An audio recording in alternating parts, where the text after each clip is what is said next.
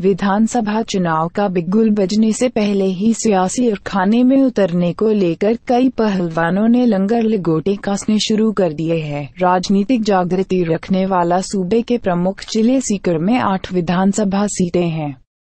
इन पर कसरत निकालने को लेकर कांग्रेस, भाजपा और माकपा से प्रत्याशी प्रमुख रहते हैं। फिर भी एक आध उम्मीदवार ऐसा दंगल में उतर आता है जो अपनी अहमियत से परिणाम को बदल देता है। वर्ष 2013 के चुनाव में सीकर विधानसभा सीट से ऐसे ही एक शख्स वाहिद चौहान थे, जिनके ताल ठोकने से तत्कालीन गहलोत सरकार में वरिष्ठ मंत्री रहे राजेंद्र पारीक को हार का मुंह देखना पड़ा था। इस चुनाव की फिजा में राकांपा से उम्मीदवार बनकर आए वाहिद चौहान ने अभी नहीं तो कभी नहीं वाली उम्मीद मुस्लिम मतदाताओं में जग दी थी। साथ ही बहुसंख्यक मतदाताओं के एक बड़े हिस्से को भी कांग्रेस के पारीक को हराने का मौका नजर आया। नतीजा वैसा ही निकला जैसे समीकरण बने। इससे कांग्रेस को बड़ा धक्का लगा और भाजपा को बैठे बैठाए फतेह मिल गई। वाहिद चौहान भले ही जीते न हो, पर उनका छुपा हुआ एजेंडा पास हो गया और पारीक विरोधी लोगों की मंशा भी फलीभूत हो गई। सीकर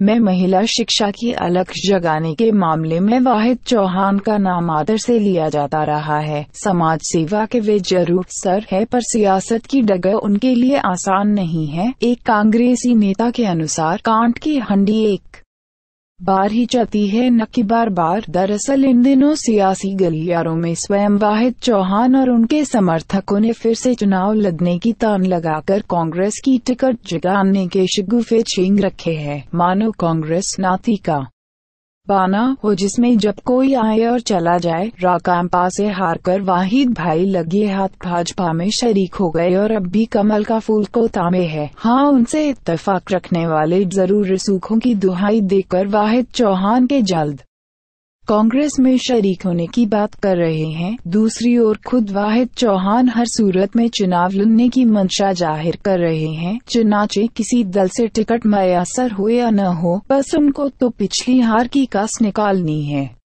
बहरहाल चौहान के इरादे जो कुछ भी हो, परंतु वातावरण वैसा नहीं जैसा उनके पहले चुनाव में था, क्योंकि पराजित होने के बाद उन्होंने मतदाताओं का विश्वास खो दिया, जिन्होंने सभी हदें तोड़कर समर्थन किया। अब तो अल्पसंख्यकों को भी सोचना होगा कि उनकी सियासी ताकत का एहसास नकारात्मक नहीं बल्कि सही दिशा में हो, ताकि विकास की मुख्य धारा का लाभ ले सके। वरना वोटों की बनी ताकत होने के बावजूद सीकर के मुस्लिम भावुक फैसले कर दर्द लेते हैं। कुल मिलाकर अब की बार सर की सियासी डग उतनी आसान नहीं जितनी कि स्वयं और समझ रहे हैं।